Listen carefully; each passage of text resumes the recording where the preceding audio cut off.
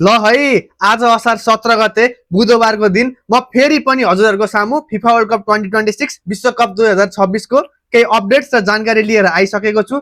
तपाईहरुको अपडेट्स र जानकारी नछुटोस् है, त्यसको लागि यहाँ तल फलो बटन छ, फलो गर्नुस् र यो भिडियोलाई लाइक र शेयर गरिदिनुस् है। सम्झेर लाइक र शेयर चाहिँ गरिदिनुस् है। ल आज हामी कुरा गर्छौं हिजो राति 10:45 मा भएको खेल आइभरी कोस्ट र नर्वेको बीचमा। नर्वेले 2 गोल गरेको छ भने आइभरी कोस्टले जम्मा 1 गोल गरेको छ।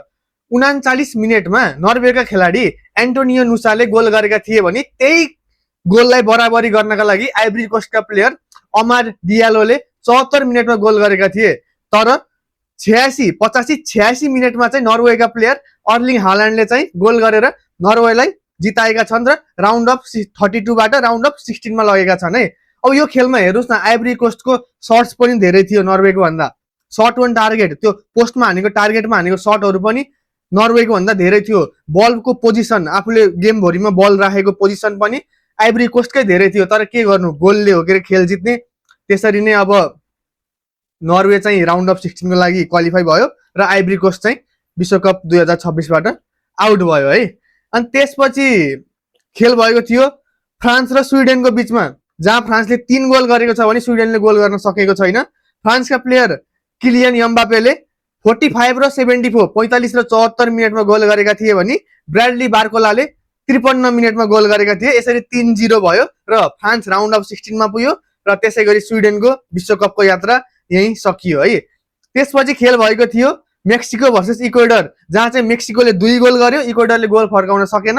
मेक्सिकोका खेलाडीले 22 र 31 मिनेटमा गोल गरेका थिए र यसरी नै मेक्सिको चाहिँ राउन्ड अफ 16 मा क्वालिफाई भयो र इक्वेडर चाहिँ अब यो विश्वकप 2026 बाट चाहिँ आउट भयो है। ल हेर्नुस् त, मेक्सिको आफैले आयोजना गरेको हो, अमेरिका, क्यानाडा र मेक्सिकोले आयोजना गरेको। यो खेल मेक्सिकोमै भएको थियो, मेक्सिको सिटी स्टेडियममा।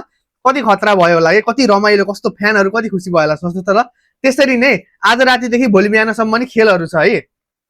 आज राति 9:45 मा असार 17 गते बुधबारको दिन इंग्ल्यान्ड भर्सेस डीआर कङ्गो छ है। आज राति 9:45 असार 17 बुधबारको दिन इंग्ल्यान्ड भर्सेस डीआर कङ्गो छ। त्यसरी नै राति 1:45 मा बेल्जियम भर्सेस सिनेगल छ। असार 18 गते बिहीबारको दिन, ल यो 12 बजेपछि चाहिँ असार 18 हुन गयो। बिहीबारको दिन राति 1:45 मा बेल्जियम भर्सेस सिनेगल छ भने त्यसरी नै भोलि बिहान 5:45 मा असार 18 गते बिहीबारको दिन युएसए भर्सेस बोस्निया पनि छ है। ल अब यो खेलहरुमा कसले जित्छ होला आज चाहिँ प्रेडिक्सन गरौँ है, अनुमान गरौँ है। ल यो अनुमान नमिल्न नि सक्छ है, एउटा रमाइलो हो, अनुमान गरौँ। हजुरहरु पनि गर्नुस्, कमेन्ट गर्नुस् है। इंग्ल्यान्ड र डीआर कङ्गोमा चाहिँ मैले इंग्ल्यान्डले जित्छ भन्छु, तर डीआर कङ्गो पनि एकदम तगडा छ है, तगडा छ।